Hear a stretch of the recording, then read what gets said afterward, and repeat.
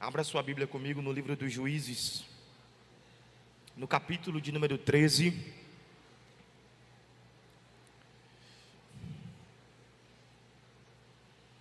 Juízes, capítulo de número 13.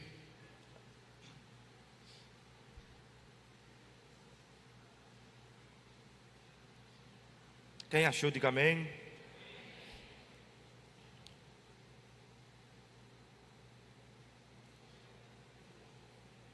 Faremos leitura a partir do versículo de número 1. Diz assim a palavra de Deus: Os filhos de Israel tornaram a fazer o que era mal aos olhos do Senhor, e por isso ele os entregou nas mãos dos filisteus durante 40 anos. Havia um homem de Zorá, da tribo de Dan, chamado Manoá, cuja mulher era estéril e não tinha filhos.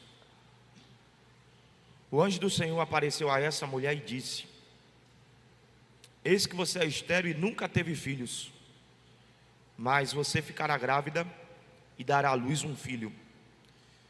Por isso tenha cuidado, e não beba vinho nem bebida forte, e não coma nenhuma coisa imunda,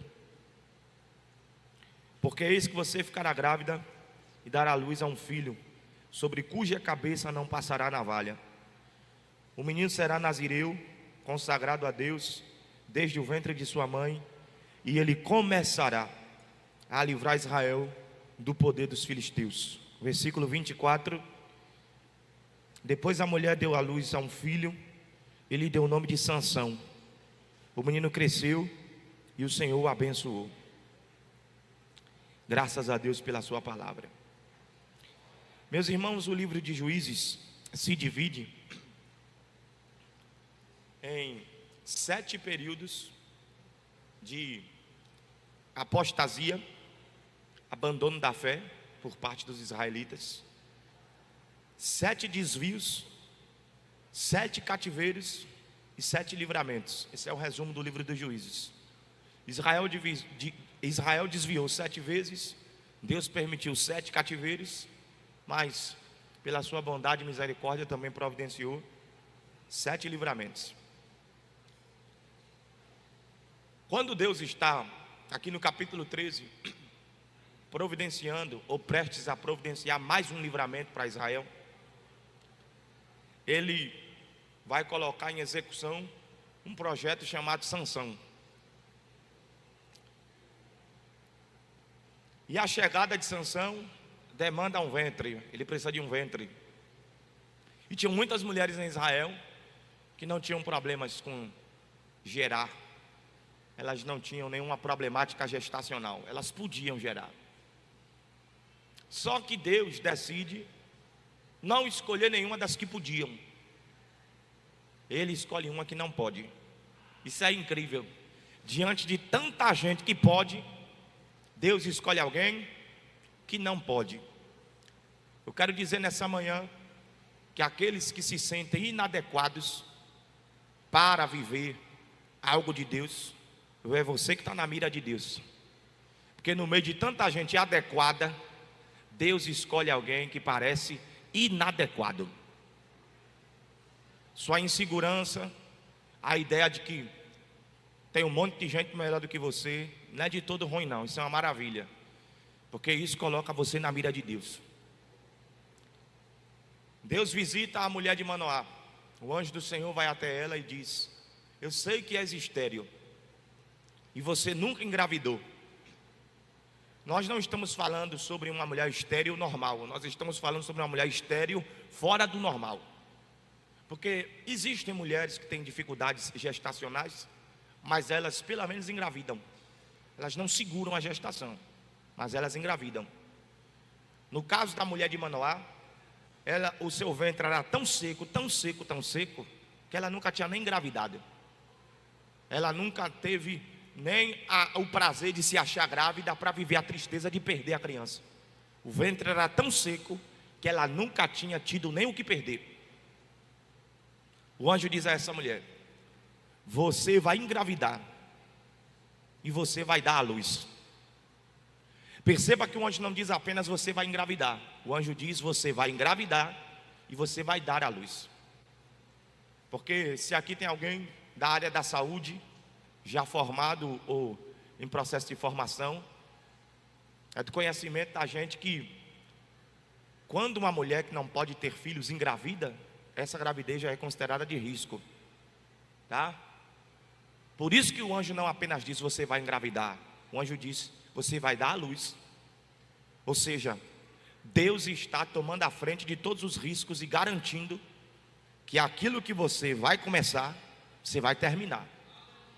E eu quero profetizar aqui essa manhã que o Senhor inaugura um novo tempo sobre a vida de algumas pessoas aqui que têm dificuldade para terminar o que começa.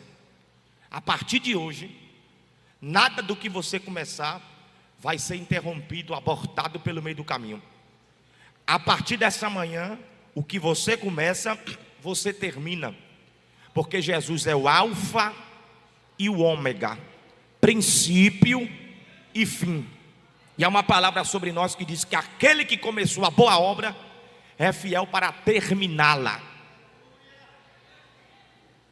Então Deus está nessa manhã. O Espírito de Deus me conduziu por um caminho profético hoje. Deus está nessa manhã visitando a esterilidade da sua vida e te curando dela. Você vai produzir, e o que você vai gerar vai ter uma envergadura muito grande para esse tempo e para essa geração. Agora veja, Deus está falando sobre um milagre que envolve a cura da sua esterilidade. Deus está garantindo que aquilo que nela se iniciará, se concluirá. Mas aí o anjo vai entregar a ela algumas diretrizes, algumas proibições. Primeiro o anjo vai dizer: cuidado, cuidado com o que você come. Essa é uma recomendação que toda mulher grávida recebe, né? Cuidado com a alimentação. Por quê? Porque a saúde do que está dentro de você, do que está sendo gerado dentro de você, depende do que você coloca para dentro de você. A saúde daquilo que está sendo gerado dentro de você depende do que você coloca para dentro de você. Isso aqui é de uma profundidade extraordinária. Deus está gerando algumas coisas dentro de você, projetos, promessas. Só que Ele está lhe alertando nessa manhã: cuidado com o que você coloca para dentro. O anjo dirá: não beba vinho, nem tome bebida forte, nem coma coisa imunda. Não comprometa a saúde do que Deus está colocando dentro de você. Não comprometa o desenvolvimento daquilo que Deus está colocando dentro de você. O diabo não pode comprometer isso. As pessoas não podem comprometer isso. Agora você tem a capacidade de atrapalhar o andamento, o desenvolvimento, a saúde do que Deus colocou dentro de você. Não beba vinho, não beba bebida forte, não coma coisa imunda. Por quê? Porque o menino que vai nascer de você é consagrado. Você está gerando algo que na verdade não lhe pertence, pertence a Deus, e é dado a um propósito. Ele será nazireu desde o ventre, e sobre a sua cabeça, desde o seu nascimento, não passará navalha. E ele vai começar a livrar Israel do poder ou da mão dos filisteus. Aí passa-se um tempo, nasce Sansão. Sansão é nazireu. A regulamentação do voto do nazireado está em Números capítulo 6. E o voto do nazireado implica em três proibições. Três proibições. A primeira proibição: o nazireu não podia beber vinho, nem tomar suco de uva, nem comer qualquer receita que levasse uva na sua composição. Eu achava que uva passa era uma coisa nova, e eu tenho uma raiva de uva passa. Quando chega final de ano, que o pessoal faz aquelas comidas de fim de ano, que bota uva passa na farofa, bota uva passa na salada, bota uva passa no frango, bota uva passa no salpicão, bota uva passa, digo, que perturbação do cão!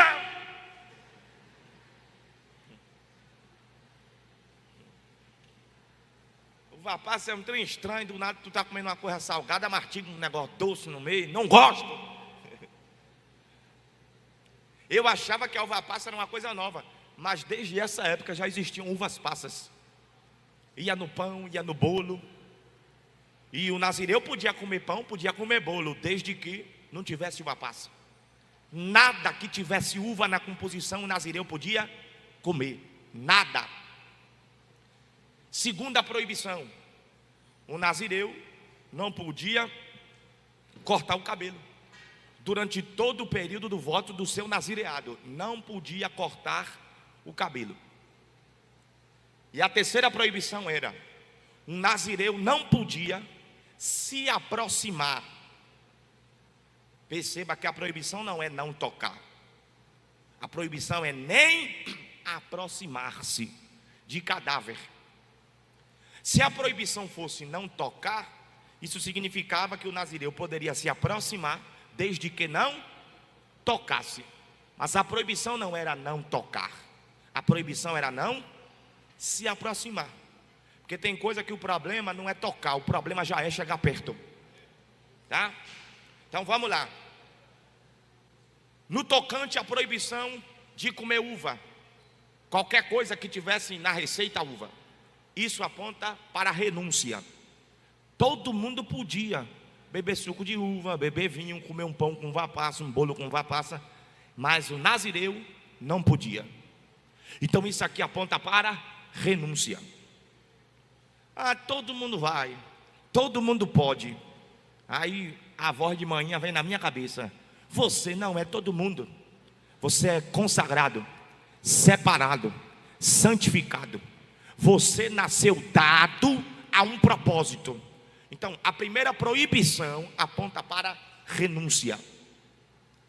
A segunda proibição, não cortar o cabelo. O ato de não cortar o cabelo, a gente vai voltar na mensagem de ontem, era um sinal externo da consagração. Você concorda comigo que consagração tem mais a ver com o lado de dentro do que com o lado de fora? Mas, evidentemente, se há consagração do lado de dentro, ela ficará evidenciada do lado de fora. Então, o cabelo grande de Sansão, ou de qualquer nazireu, era uma evidência externa de que dentro dele havia um voto com Deus, um comprometimento com Deus. E por fim, o não se aproximar do defunto, a gente chega lá daqui a pouco. Capítulo 13 de Sansão, do livro de Juízes, o prenúncio do seu nascimento e o seu nascimento. Aí as coisas se iniciam de forma ativa, aqui no capítulo 14. Sansão cresceu e se apaixonou, que a gente cresce e se apaixona. Sansão cresceu e se apaixonou por uma moça das filhas dos filisteus. E era longe da casa dele, como eu me apaixonei por uma moça lá na Paraíba e fui lá buscar, né? Se tivesse no Japão eu ia. Era meio longe da casa de Sansão, tinha que andar muito para chegar lá, para poder ver ela. Mas Sansão volta e meia ia lá, porque por amor não existe distância, né? Sansão ia lá. Um dia, indo ver a sua amada, passando perto ao que a Bíblia chama de vinhas de Tímina, Juízes capítulo 14, um leão novo saiu do meio da vinha e partiu para cima de Sansão. Um leão novo. Um leão, isso te lembra alguma coisa?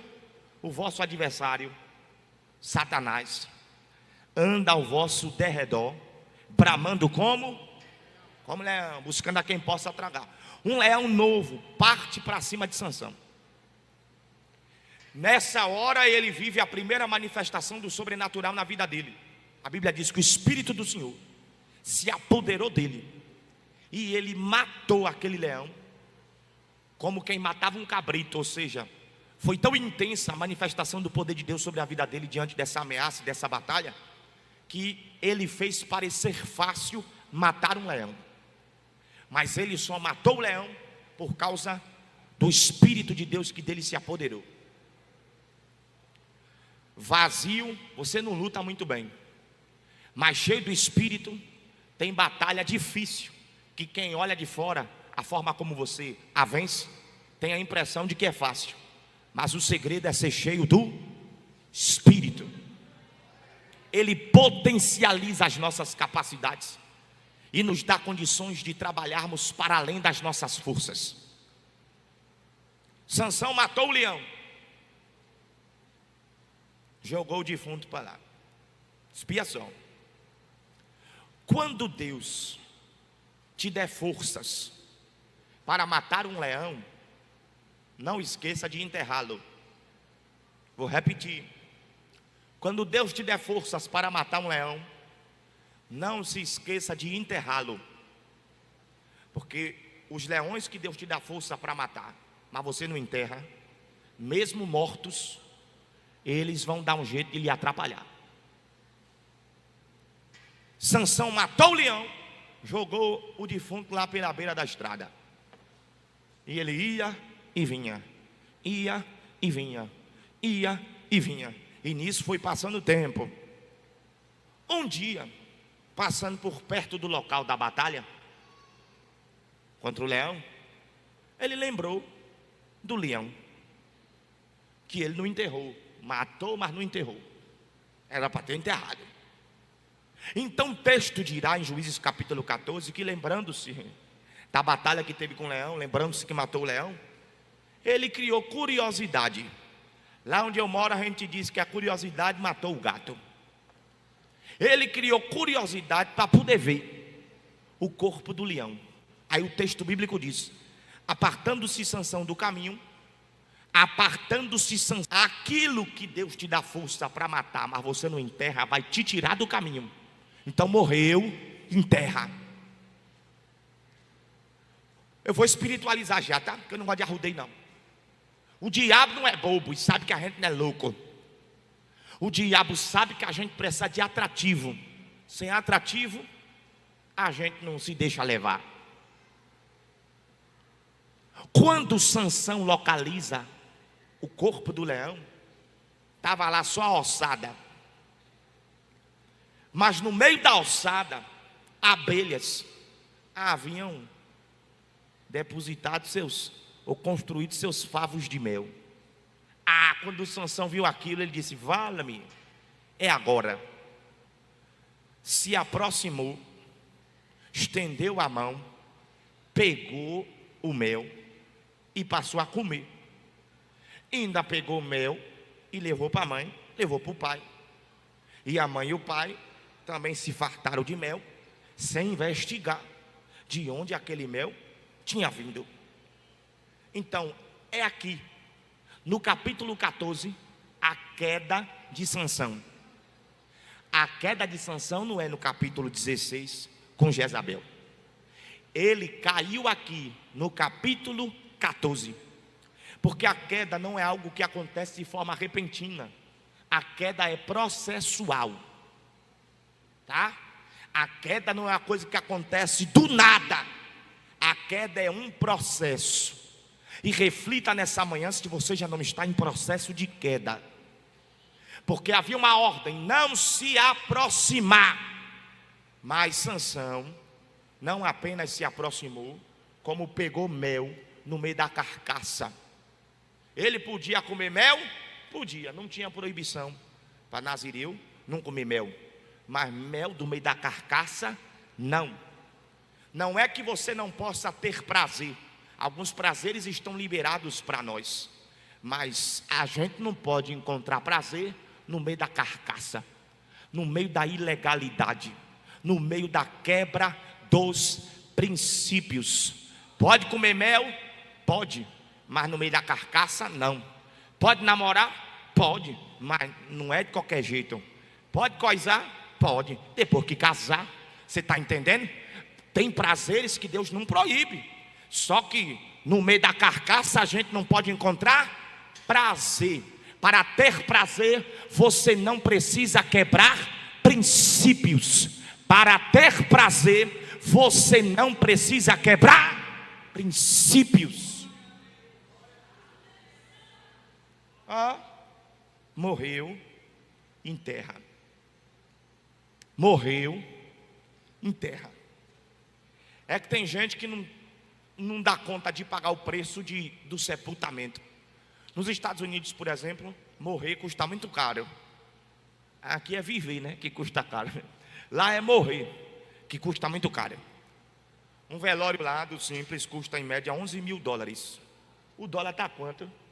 Está 5 e quanto? 6 reais. Quanto é 6 vezes 11 mil? Oi? Olha aqui, galera boa de matemática. 66 mil. Deus lhe livre. Mas se hoje alguém na tua casa morresse, se tu vivesse nos Estados Unidos, tu tinha 66 mil reais para sepultar a pessoa? É por isso que lá é comum familiares morrerem e passarem um tempo na caixa fria, enquanto a família junta dinheiro para poder fazer o sepultamento. Abraão, em Gênesis 22, pagou 400 ciclos de prata para poder enterrar Sara, porque há um preço a se pagar pelo sepultamento. Mas é melhor você pagar o preço do sepultamento do que pagar o preço da quebra dos princípios. Morreu, enterra. Morreu, enterra. Morreu, enterra.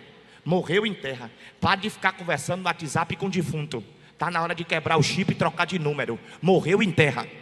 Pare de ficar entrando em carro de defunto, marcando rolê com defunto, batendo papo com defunto, rindo para defunto, dando ousadia a defunto. Morreu, enterra.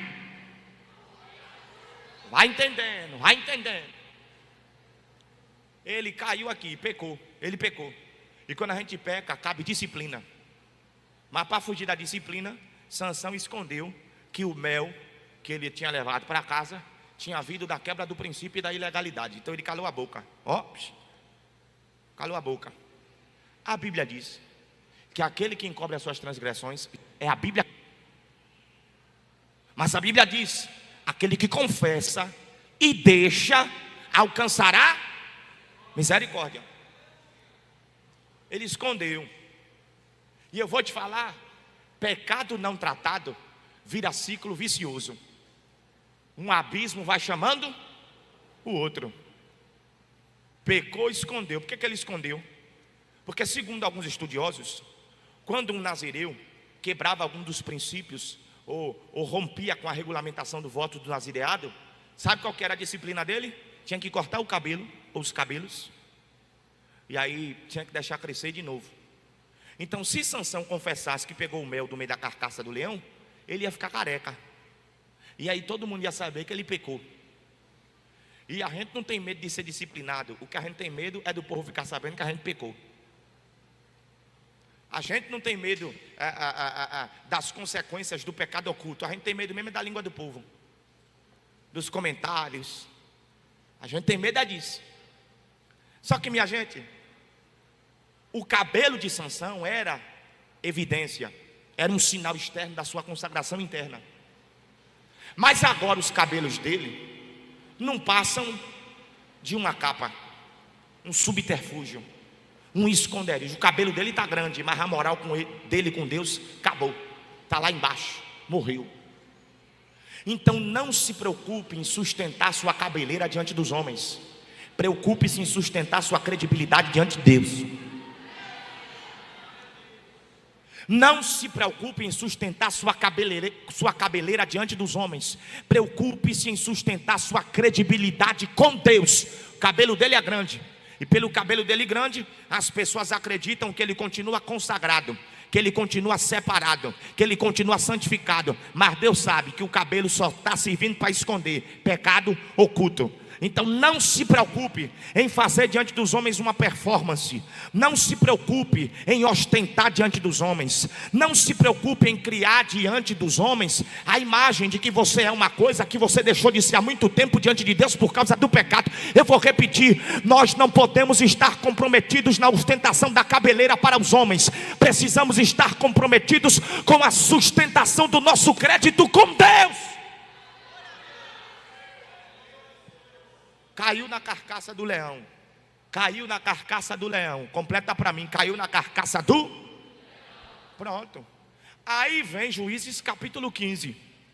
No capítulo 14, Sansão caiu na carcaça do leão. Em Juízes 15, Sansão precisou enfrentar uma batalha contra 1000 filisteus.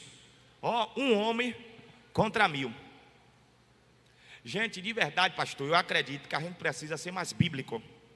Nós precisamos ficar mais bíblicos com urgência. Porque tem coisa feia que a gente canta achando que é bonito. Por exemplo, aqui em Juízes capítulo 15, quando Sansão precisou vencer 1000 filisteus, a Bíblia diz que ele tomou como arma a queixada de um jumento fresco. Qual foi a arma de Sansão aqui em Juízes 15? A queixada de um jumento fresco. A queixada de um jumento fresco. E isso virou música, que fez muito sucesso inclusive. Qualquer coisa vira arma nas mãos de quem tem unção. Aí eu imagino Jeová dizendo: qualquer coisa? Que conversa é essa? De qualquer coisa? Qualquer coisa vira arma? Não. Perturbação não, para de gracinha. Qualquer coisa não. Aqui não serve qualquer coisa não. Ele é nazireu. E nazireu não pode se aproximar de cadáver. Ele caiu na carcaça do leão. Agora no capítulo 15 ele cai na carcaça do jumento. Ele tomou como arma algo que não deveria ser usado por ele como arma, considerando que ele era consagrado a Deus. Tem gente usando as armas erradas. Tem gente usando as armas erradas. Tem gente usando as armas erradas. Mas eu vim aqui essa manhã para dizer que você não. Você é separado. Você é consagrado. Você é santificado. Você nasceu dado a um santo propósito. Você não vai lutar com as armas erradas. Você não vai lutar com as armas erradas.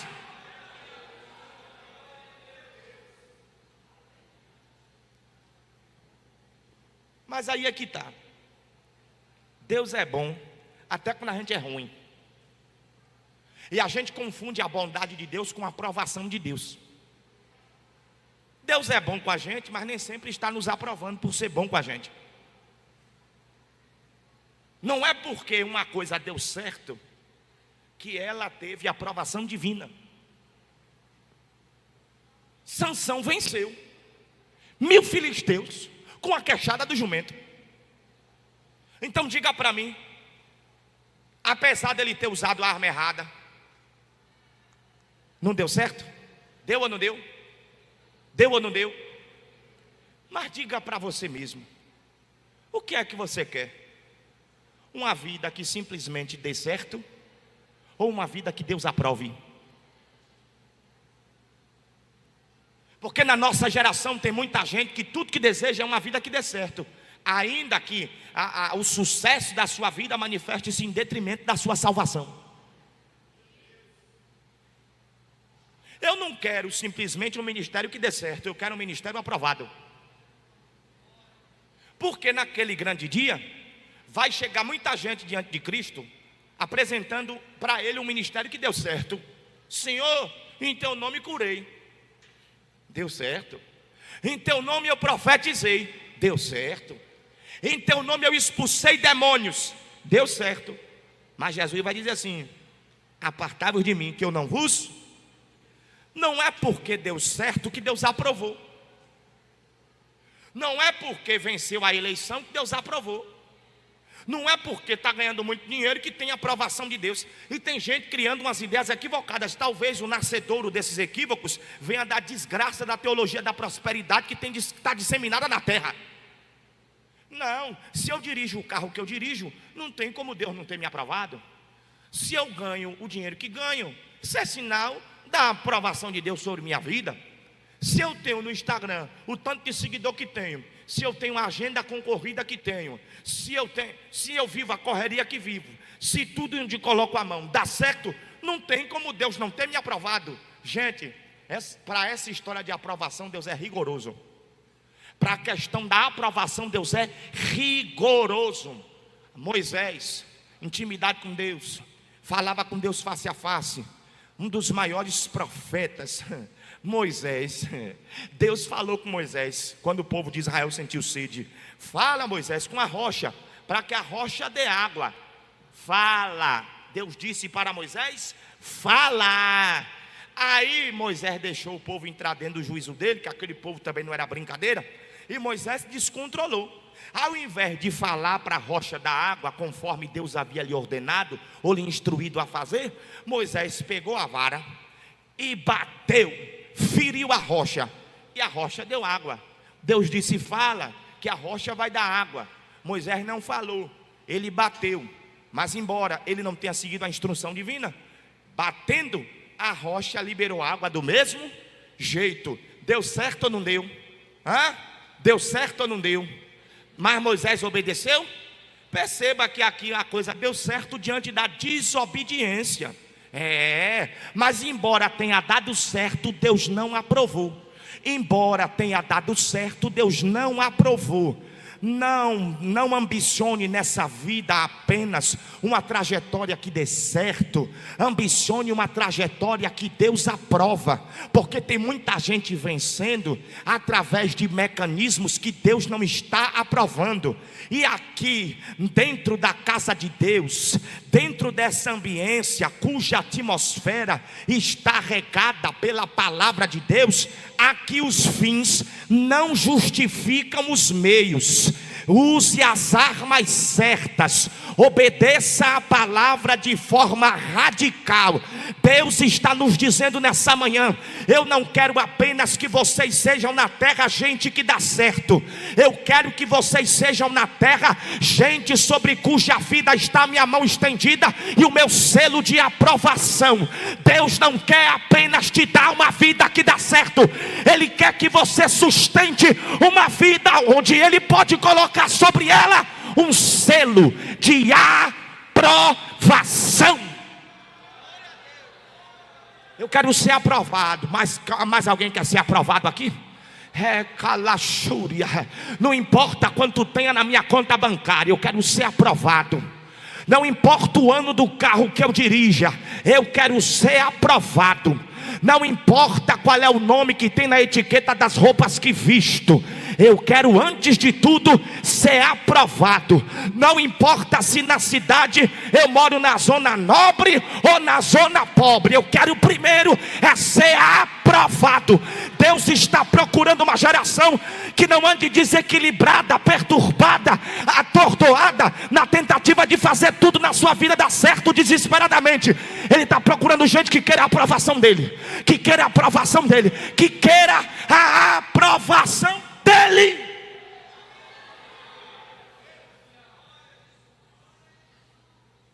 Tem gente que chegou primeiro e você pensa: fulano deu certo, e Deus está dizendo: mas eu não aprovei. Você está cá atrás, mas o selo de aprovação está sobre a sua vida. Descanse e faz a tua caminhada. Faz a tua caminhada, sem comparação, sem agonia, sem estresse. Faz a tua caminhada, observando os valores e os princípios. Capítulo 14. Sansão caiu na carcaça do leão, ocultou o pecado. No capítulo 15, ele está caindo na carcaça do jumento. Gente, pecado escondido é segredo com Satanás.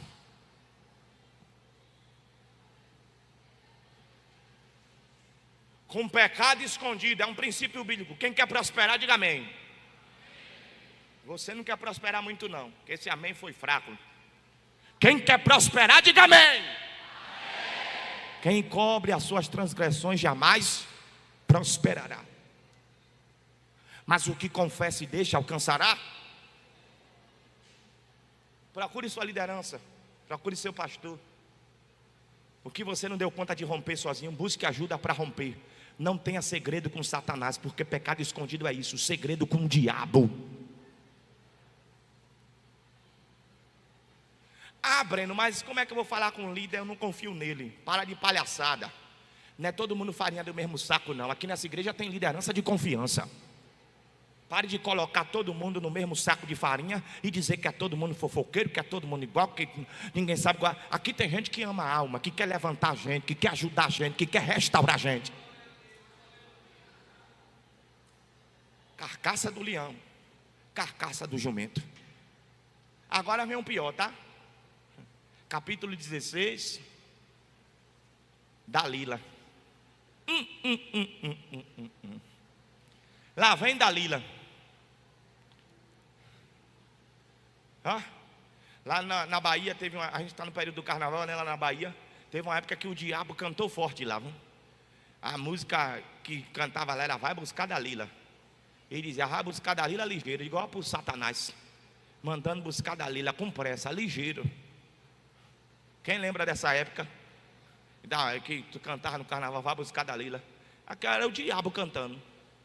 Vai buscar Dalila. Ó.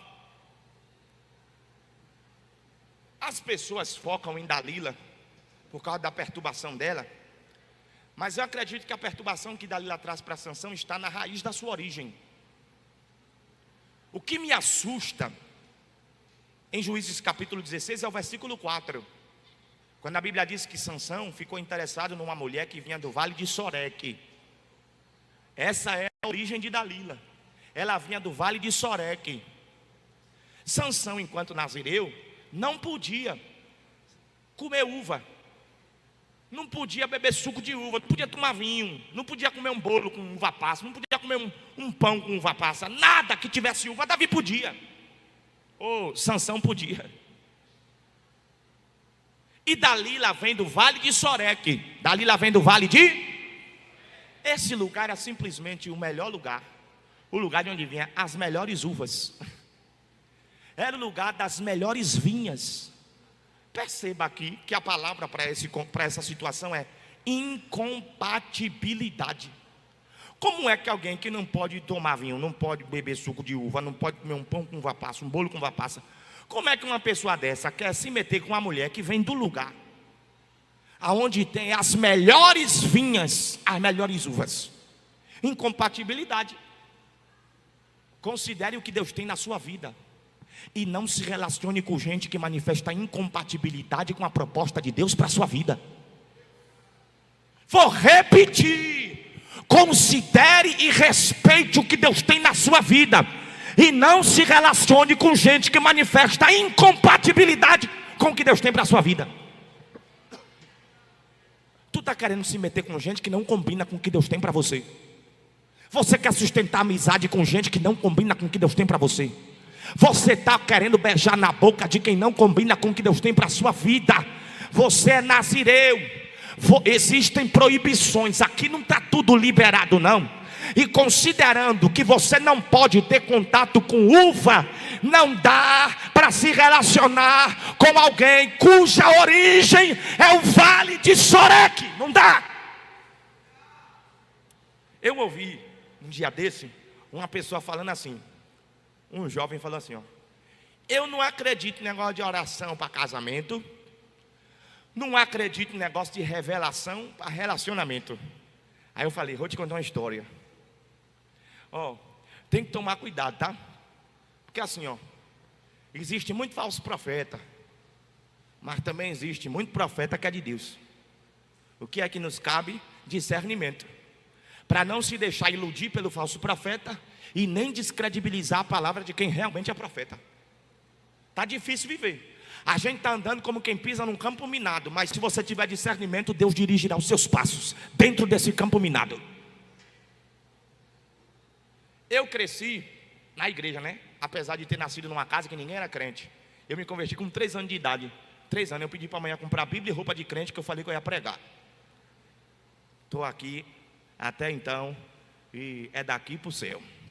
Estou com 27 anos. Aí, eu cresci numa igreja, me converti muito cedo, né?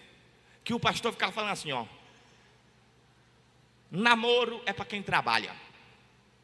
Porque o namoro é um preparo para o casamento. Então, quem não trabalha, não namora. Aí eu aprendi que eu não matava nem minha fome ainda, que eu era muito novo. Então eu não podia matar ainda a fome da filha dos outros. Aí eu não queria saber de namoro. Tinha uns adolescentes lá que namoravam, mas eu entendia que eu não podia namorar, que não era idade, né, para estar namorando. Eu absorvi a mensagem do pastor. Os primeiros anos na casa de Deus foi uma delícia, uma maravilha. Eu cheio de amiguinho, os meninos cheios do Espírito Santo. Só que a gente foi crescendo, né? E aí os hormônios começaram a aparecer. Eu continuei crente, mas a maioria dos meus coleguinhas, os hormônios misturou com demônio E aí eles entraram numa vida de doido. Já chegava num lugar desse assim, ó, procurando quem ia pegar. Dá um beijinho. Ficasse um dia sem beijar, o menino dava crise de abstinência. Aí começou a perturbação, parecendo macaco de galho em galho. Só que no caso era de boca em boca, de boca em boca, de rolo em rolo. E eu, no círculo de oração, com as irmãzinhas da igreja, eu subia ao monte com os irmãos de oração. E os meninos beijando. Um dia um virou para mim e fez assim: Breno, você fica negócio de orando, sei o que, Bíblia, ó, você tem que dar uns beijinhos também. Fulana está afim de você. Aí eu idade, pronto. Mas eu fui crescendo, né?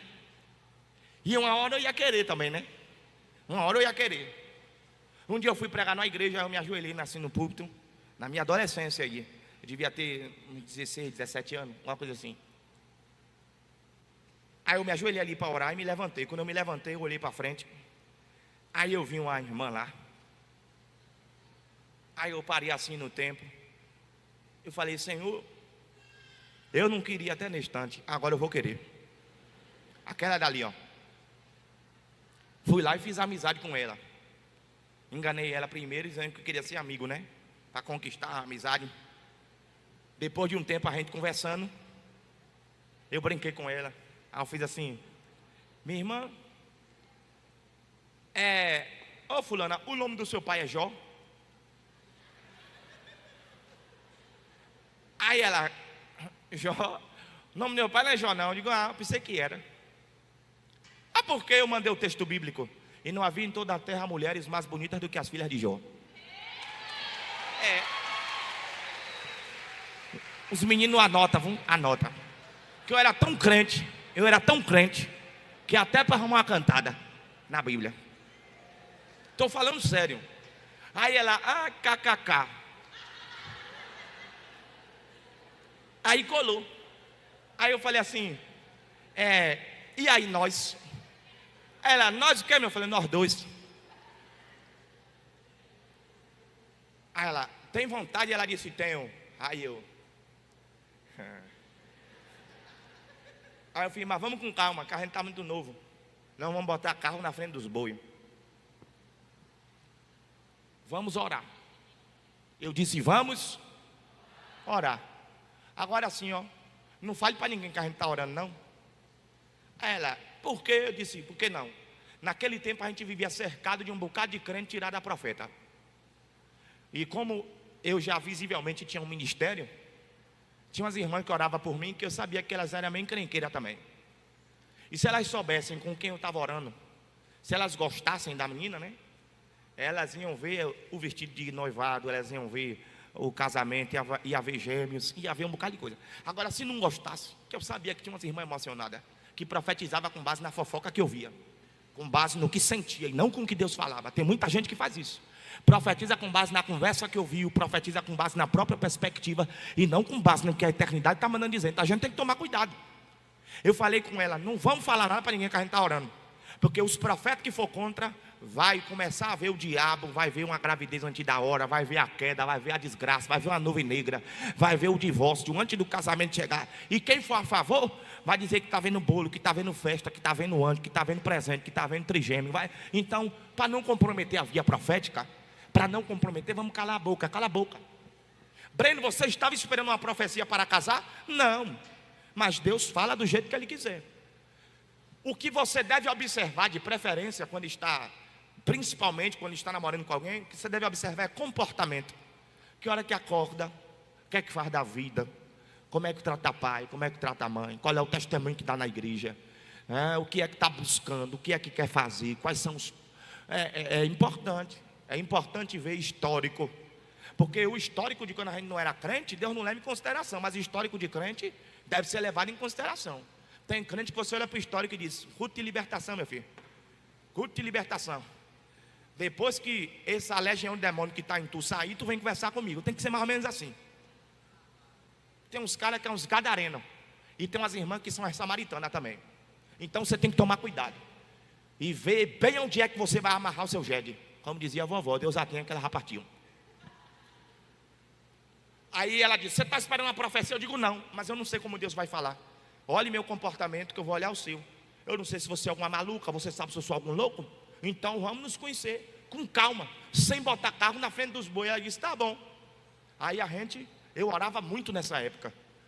Na minha adolescência eu orei muito. Tinha dia que amanhecia o dia orando, ia para a escola virado, de noite de oração. Chegava lá na escola, eu dormia lá. Estava errado, mas também estava certo. Então é uma coisa, isso é meio paradoxal. Só que quando eu vi a filha de Jó, e por ela me encantei, e ela queria, e ela passei a querer, eu não pedia mais nada a Deus, eu só falava dela. Eu digo: Senhor, a filha de Jó, eu vou querer. Se o Senhor aí puder estar abençoando, abrindo as portas, fazendo as coisas acontecer, a filha de Jó, só orava por isso. Só orava disso, só falava disso, só queria isso, era isso aí o tempo todo, o tempo inteiro. E a gente conversava no WhatsApp, a gente orava, quer dizer, eu pensava que a gente orava. Porque tem gente pensando que está orando com os outros, está orando sozinho. Que tem às vezes do outro lado, a pessoa não ora não. E você está aí se iludindo. Ah, estamos orando, quem está orando é você. Do outro lado tem ninguém orando não. Por isso que eu estou falando. Te situa, observa, acorda para a realidade. Não deixe a paixão lhe cegar. Abra os olhos, abra os olhos. E aí, beleza. Aí, depois de um tempo a gente orando, e eu já doido, eu digo: Senhor, o Senhor não fala nada. Eu só conversando com a filha de Jó, querendo beijar a filha de Jó, né? E não sei o quê. Pá. Aí uma irmã que morava em Barreiras, o nome dela é Maria, foi morar lá no Morro de São Paulo. Ela era professora. Então lá no Morro de São Paulo ela abriu uma papelaria, corra de escola. E lá onde eu morava eu já era conhecido. Um lugar bem pequeno, na verdade lugar pequeno é tudo pequeno, menos a língua da galera que vive lá. Todo mundo sabe da vida de todo mundo. Aqui é maior, acho que nem é assim não, mas deixa eu lá. O que é que acontece? Eu fui na loja da irmã Maria, que eu ainda não conhecia, mas ela já me conhecia, eu não sabia. Naquela época eu tomava muito sol, e eu era quase preto. Que manhã é preta, painho é mais ou menos dessa cor. Mas sem tomar sol eu fico da cor de painho. Tomando sol eu fico ali mais perto da cor de manhã. Estava tomando muito sol naquela época, estava meio preto. Irmã Maria bem branca. E na época parecia que eu estava querendo virar militante. Aí eu fui na papelaria dela. Eu entrei, ela levantou e veio atrás de mim. Ela bem branca, eu preto. Aí eu ia para um corredor, ela vinha atrás. Comecei a me agoniar. Digo: só porque eu sou preto, essa mulher branca pensa o quê? Que eu entrei aqui para roubar? Eu ia para um lado, ela vinha, ó. Eu ia para o outro lado, ela... Daqui a pouco ela fez assim, ela me abordou, ela: a paz do Senhor. Ela fala assim, bem macio. Ela é muito elegante. Irmã Maria é uma senhora muito elegante. Ela fez assim: a paz do Senhor, irmão Breno. Aí eu: me conhece. Eu digo: paz do Senhor. Paz do Senhor, minha irmã. Ela fez assim: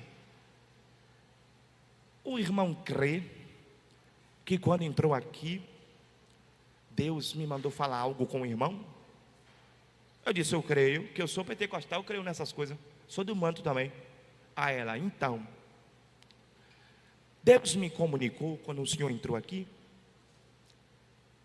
que você está orando com muito desejo por algo. Ah, irmão, meu coração disparou na hora. A filha de Jó que eu estou orando.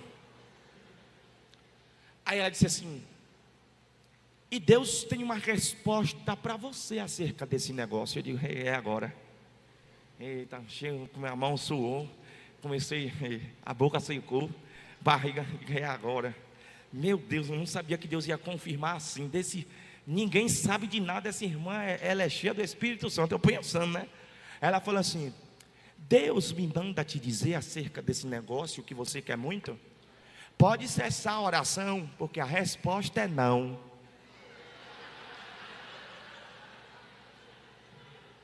Aí eu pensei assim: essa irmã é fanfarrona. Porque é muito fácil ser profeta assim. Ah, você está pedindo algo a Deus. Eu pensando, né? Quem é que não está pedindo alguma coisa a Deus? Todo mundo está pedindo alguma coisa a Deus.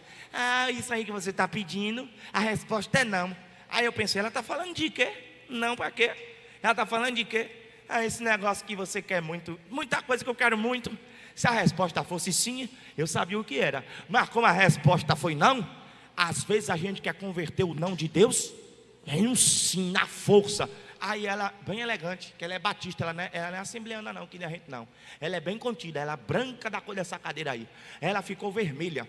Aí ela fez assim, ela fez meio assim, ó. Ramanai. Oh, e ela falou Ramanai, numa diva, Ramanai. Ela fez assim e ficou vermelha. Aí ela fez assim, irmão Breno, eu pensando aqui. Ela fez assim, irmão Breno, o nosso Deus é perfeito, é ou não é? Eu disse, é. Aí ela falou, a Bíblia diz, ela fala assim, a Bíblia diz que nele não há dúvida e nem sombra de variação, é ou não é? Eu disse, é, está na Bíblia. Ela disse, quando Deus fala, irmão Breno, Ele fala com muita clareza, não é? Eu disse, é. Ela falou, então, Ramanai, para o irmão não ficar aí pensando na sua cabeça, do que é que essa irmã está falando? Deus me manda te dizer que o tempo dele para os seus sentimentos ainda não chegou. Não é o tempo, não é a hora, não é esta a pessoa. Ah, irmão, esqueci do que eu fui comprar na papelaria. Voltei para casa correndo, agarrei meu celular. Eu falei, ei, serva de Deus. Ela, eu digo, tu lembra daquela história da filha de Jó? Ela falou, kkk, eu lembro. Eu digo, então esqueça. Ela disse, por quê? Eu falei, porque Deus disse que não. Ela disse, Deus disse como? Eu falei, Ramanai.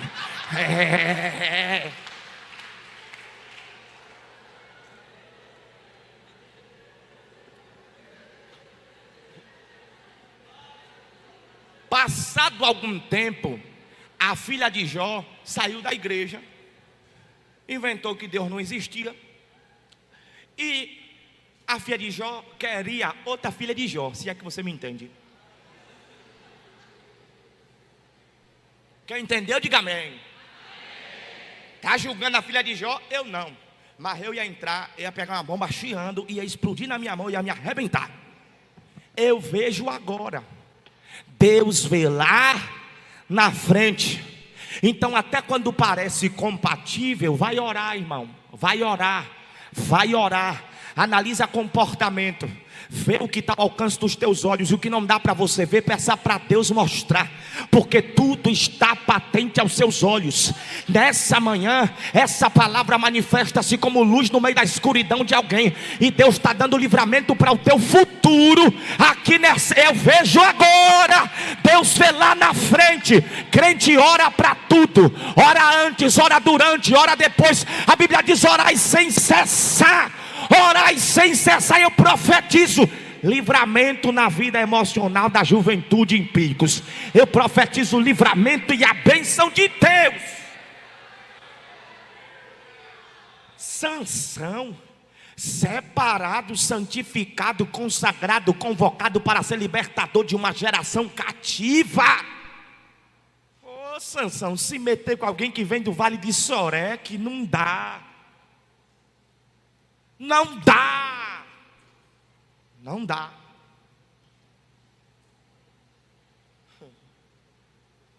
Dalila se meteu na vida de Sansão, porque Sansão abriu as portas do seu coração para que ela entrasse. E tem gente que pensa que foi Dalila que cortou as tranças de Sansão. Foi Dalila não, irmão. Dalila não cortou as tranças de Sansão. Dalila é a representação de um espírito de manipulação. Ela não corta. Ela manipula tudo para outro vir cortar. Ela não faz não. Ela só monta o cenário para alguém vir fazer. Ela não destrói não. Ela colhe as informações necessárias para outro vir destruir. Ela é um espírito de manipulação. Lembra de Dalila brincando com ele para descobrir o seu segredo? Lembra? Dalila brincando com ele para descobrir o seu segredo? Quando Sansão revela o segredo, Dalila dá o colo para ele deitar. Se cortar minhas tranças, acabou. Se cortar meu cabelo, já era. Ela dá o colo para ele deitar. Sansão pega no sono no colo de Dalila. Então ela chama os homens. Ela chama um homem filisteu que vem e corta. Dalila é a representação de um espírito de manipulação. O relacionamento com Dalila custou para Sansão o comprometimento do seu propósito no formato que Deus gostaria de cumpri-lo. O propósito de Deus se cumpriu na vida de Sansão? Sim, mas não foi no formato que Deus queria que se cumprisse.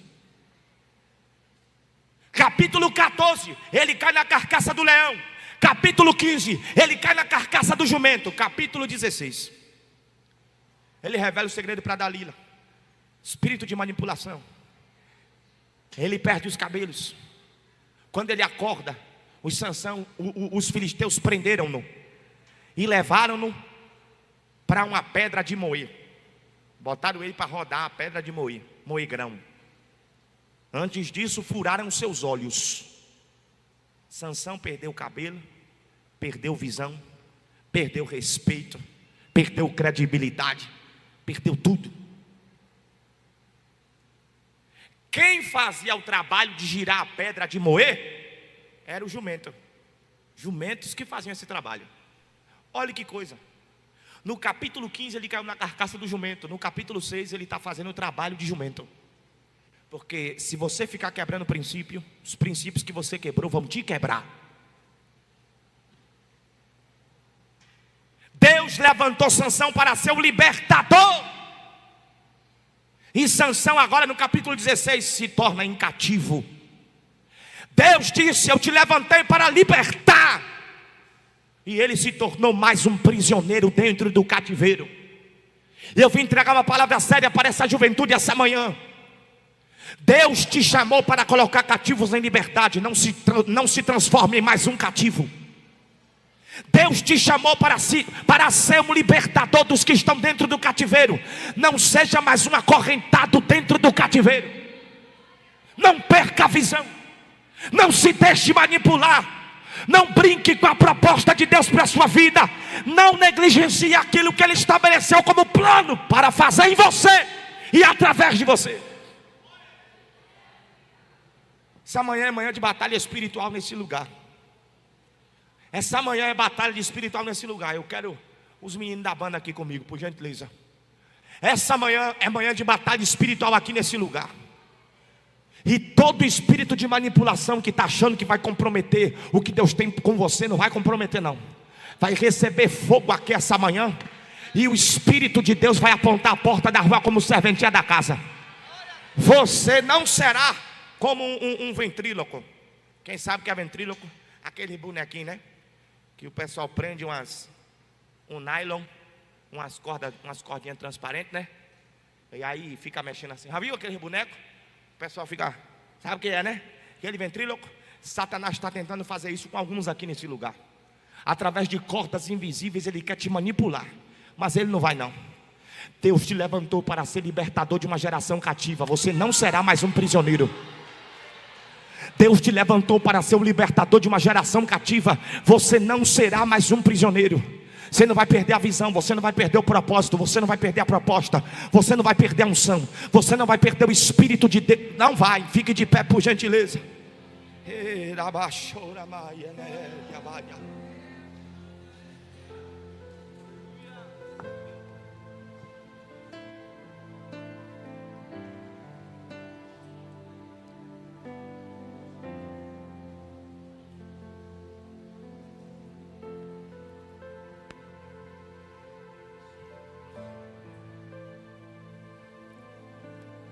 Coloque a mão no seu coração.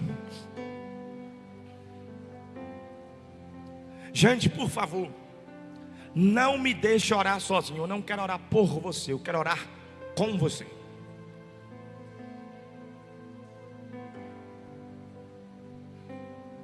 Você é separado, você é consagrado, você é santificado, você é de Deus. Há um propósito, há uma proposta, há um projeto divino para se realizar em você, através de você. E você tem consciência, porque o Espírito de Deus traz a consciência agora. O que é que está tentando te manipular? O que é que está tentando te atrapalhar? O que é que está tentando envolver teu coração, a tua mente? Vamos orar nessa manhã contra o espírito de manipulação. Vamos orar por libertação. Vamos orar nessa manhã contra o espírito de mentira. Vamos orar nessa manhã para que Deus coloque para fora da nossa vida o espírito da ilusão. Tem espíritos tentando operar ludibriação na mente de alguns jovens, de algumas jovens. Mas essa é a manhã em que Deus se apresenta como Senhor dos exércitos no meio do seu povo, e Ele nos dará vitória diante das afrontas e das ameaças do maligno. Por favor, abra sua boca e comece a orar. E eu gostaria muito que você não orasse de forma romântica. Eu gostaria que você não fizesse uma oração introspecta. Eu gostaria que você não fizesse uma oração tímida. Gostaria que você abrisse a sua boca. Breno, mas eu oro do meu jeito. Não, irmão, hoje não é manhã de você orar do seu jeito, não. Hoje é manhã de você fazer Deus ouvir a sua voz. Breno, mas se quem está do meu lado ouvir a minha oração, não vai ouvir não, porque ele também vai orar pela própria vida. Aqui é cada um tomando partido da sua própria vida nessa manhã e guerreando na presença de Deus, para ser fiel ao propósito que Deus tem na sua vida, para não deixar que nada o comprometa. É Deus que está nos convidando a clamar. É Deus. Jeremias 33:3, clama a mim. E clamar não é sussurrar, clamar é abrir a boca, clamar é bradar, clamar é gritar. Clama a mim e eu te responderei e anunciar-te-ei coisas grandes e firmes que não sabes. É manhã de libertação, é manhã de reforço, é manhã de renovo, é manhã de largar as armas erradas e tomar posse das armas certas. Na carta aos Efésios capítulo 6, o apóstolo Paulo fala sobre as armaduras de guerra que Deus tem para nós. E eu creio que este lugar nessa manhã é um pavilhão de Jeová. Deus está dando ordem aos seus anjos para que desçam com a indumentária de guerra para revestir o seu povo. Vai recebendo capacete de salvação, coraça de justiça, vai recebendo o cinto da verdade, vai recebendo nos pés os sapatos da preparação do evangelho da paz, para andar no campo minado e não explodir pelos ares com o efeito das bombas do diabo no sistema desse mundo. Vai, embraça o escudo da fé agora e abra a boca e comece a clamar. Comece a clamar. Comece a clamar. Espírito de Deus, eu te peço que nessa manhã o Senhor distribua no meio do teu povo intrepidez, ousadia.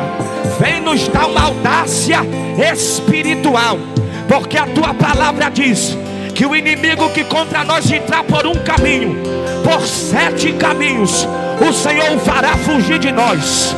Eu te peço, cada jovem, cada rapaz, cada moça nesse lugar, a cada homem, a cada mulher, que o teu Espírito agora comece a tomar uma unção de intrepidez. Alabaturi calachúria. Você vai dizer para Satanás, você vai dizer para o espírito de manipulação, você vai dizer para os espíritos que querem te ludibriar, você vai levantar dedo de profeta essa manhã, cheio da autoridade, da unção do Espírito. Você não está apagado, você está aceso, você está incendiado. Você vai levantar o dedo e vai dizer para esses espíritos: comigo não, comigo não. Irmãos, eu estou chamando você para a batalha. O varão de guerra está presente no meio dessa casa. Ele quebra o arco e corta a lança, ele queima os carros no fogo, e no meio do pau quebrando na batalha, ele diz ao seu povo: não tenham medo, aquietai-vos de saber que eu sou Deus. Serei exaltado nessa terra, serei exaltado na tua casa, serei exaltado na tua família, serei exaltado na tua faculdade, serei exaltado no teu relacionamento, serei exaltado ao longo da tua trajetória. Recebe espírito de intrepidez e se posicione nessa manhã como alguém que nasceu dado a um propósito, separado, consagrado, santificado. Ele disse ao profeta Jeremias: ainda antes que te formasse no ventre, eu te conheci, e as nações eu te dei por profeta. Eu te consagrei, eu te separei, e eu te entreguei a um chamado, a uma vocação. Você nasceu dado a um propósito, Você nasceu dado a um propósito divino. Recebe intrepidez nessa manhã para se posicionar. Comigo não, comigo não, na minha vida sentimental não, com meu coração não, com a minha mente não. Comigo não, Satanás. Comigo não. Abra a boca e comece a liberar a palavra. Abra a boca e comece a liberar a palavra. Abra a boca e comece a liberar a palavra. Abra a boca e comece a liberar a palavra. Abra a boca e comece a liberar a palavra. Abra a boca, abra a boca. Abra a boca, abra a boca, abra a boca. Comece a liberar de forma profética. Comigo não, na minha história não, na minha mente não, isso nas minhas emoções não. Abra a boca e comece a liberar a palavra. Deus está te convidando para entrar na guerra. Você está revestido do alto da cabeça até a planta dos pés. Guerrei agora. Usa a espada que é a palavra e comece a liberar a palavra. Comigo não, comigo não, na minha história não, comigo não, comigo não. Abra a boca, abra a boca, abra a boca, abra a boca. Enquanto você profetiza, ele vai quebrando tudo. Poder no nome de Jesus. Há poder no nome de Jesus. Pra cadeias quebrar, cadeias quebrar, cadeias quebrar. Cadeias quebrar, cadeias quebrar, cadeias quebrar. Há poder no nome de Jesus.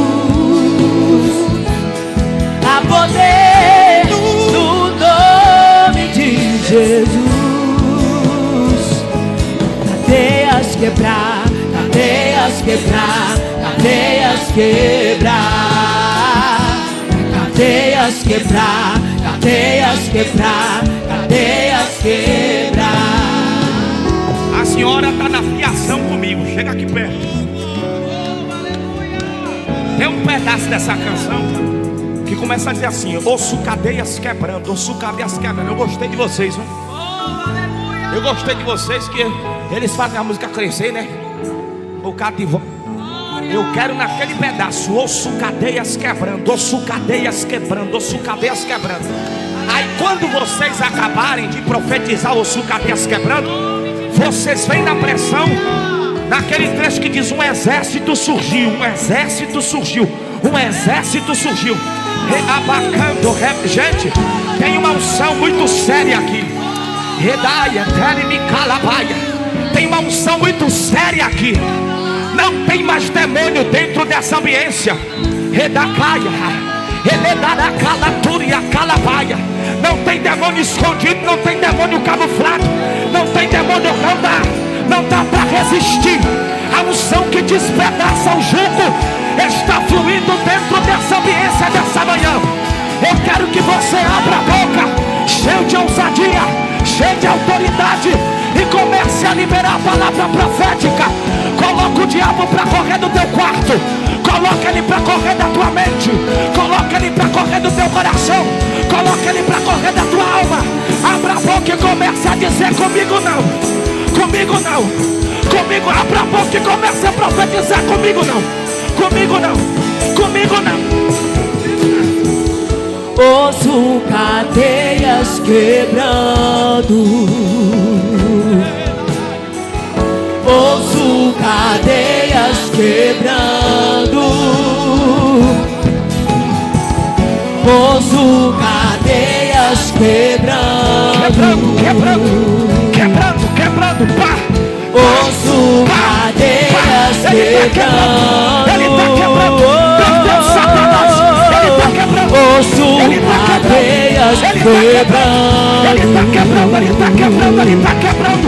Ele está quebrando. Ouço cadeias quebrando. Seja livre. Um exército surgiu. Deus dará ordem aos seus anjos ao Um nosso respeito. exército Tem um exército celestial nessa manhã. pra cadeias quebrar, cadeias quebrar, cadeias quebrar, pra cadeias quebrar, cadeias quebrar, cadeias quebrar. O exército surgiu. O exército surgiu. Pra cadeias quebrar, cadeias quebrar.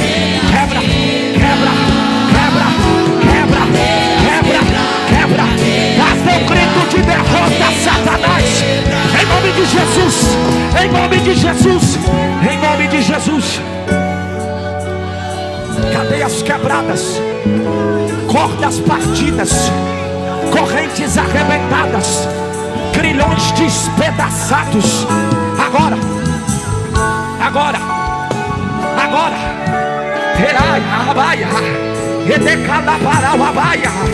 Jovens que têm trazido consigo a sensação de mente pesada, corpo pesado, pernas pesadas, costas pesadas. Você está no nível de batalha espiritual tão intenso há tanto tempo que você começou a sentir no seu corpo. Mas nessa manhã o Espírito de Deus está arrancando peso, está arrancando peso, quebrando cadeias, quebrando correntes, cortando as cordas. Toda tentativa do diabo de fazer confusão sobre a sua história vai por terra.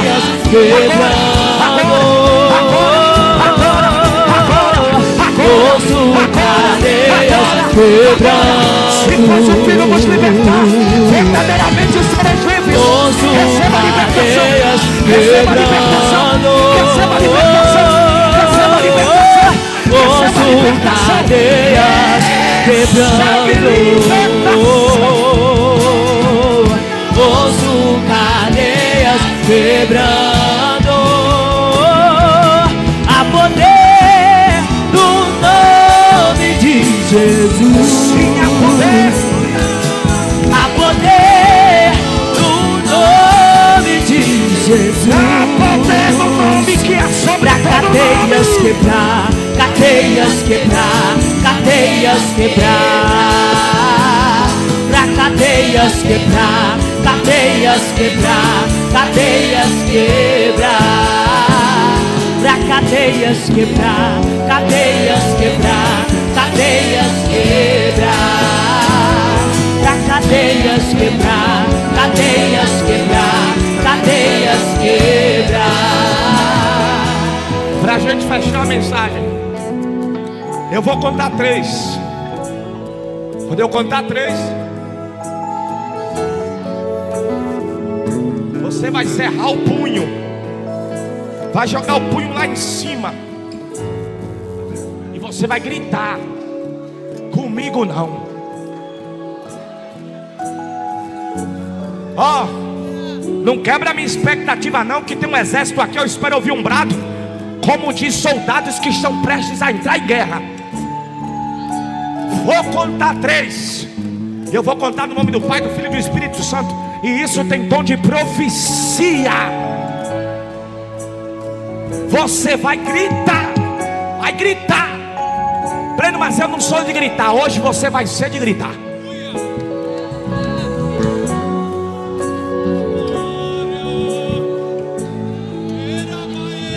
Eu conto 1 em nome do Pai, 2 no nome do Filho, 3 no nome do Espírito Santo. Comigo não, comigo não, comigo não.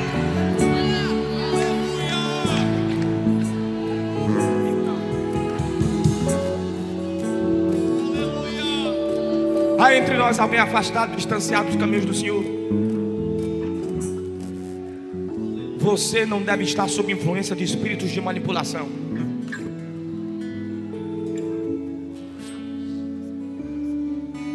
Ninguém deve brincar, nem você mesmo, com o propósito que Deus tem para você e para gerar resultados através de você. Você não nasceu para ser mais um cativo. Você nasceu para ser um libertador de cativos.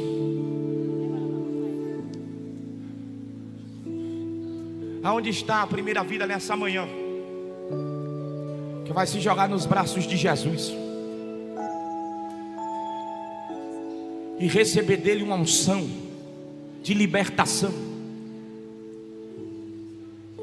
que libertará você e te habilitará para libertar outros. Aonde está a primeira vida para Jesus essa manhã? Se hoje ouvirdes a voz do Senhor teu Deus, não endureçais o vosso coração. O tempo de Deus para a sua vida não vai chegar, ele já chegou e agora é. Aonde está a primeira vida para Jesus?